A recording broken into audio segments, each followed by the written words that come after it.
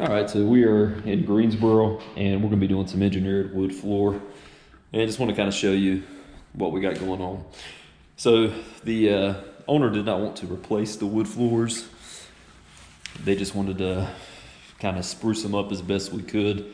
I wanna show you a couple of issues that are going on with the wood floors. So as you see right here, you get down, this is engineered wood floor. So if you can kind of see right in through there, it is actually below the wood, some of that right there. So we'll see how that will look when we apply stain to it. It's probably not going to blend in 100%, but we will do our best. And you can see there's a lot of area right in through here. And what causes this is people, when they clean the floors using water, it just slowly eats away through it. Whether they're using a mop and a bucket and trying to clean it that way, we definitely don't recommend doing that to these types of floors, because we don't even recommend doing it on wood, but especially on engineered wood floor where there's such a thin layer of wood, it's going to eat through it pretty quickly. And then also probably using some harsh chemicals. But anyway, we're going to go ahead and get started. Try to open up some blinds here so you can see a little bit better. But we'll post some videos and stuff as we're progressing along.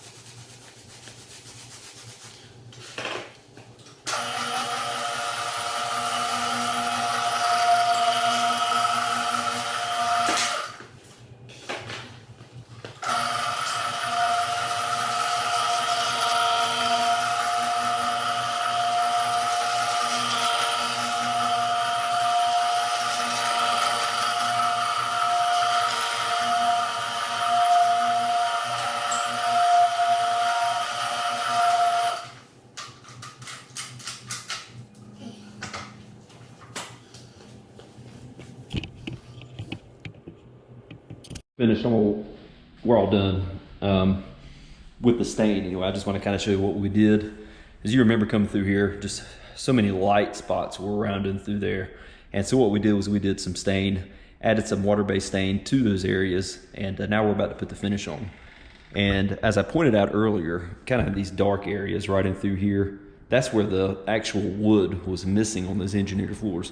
Like I said, engineered wood floors are very thin.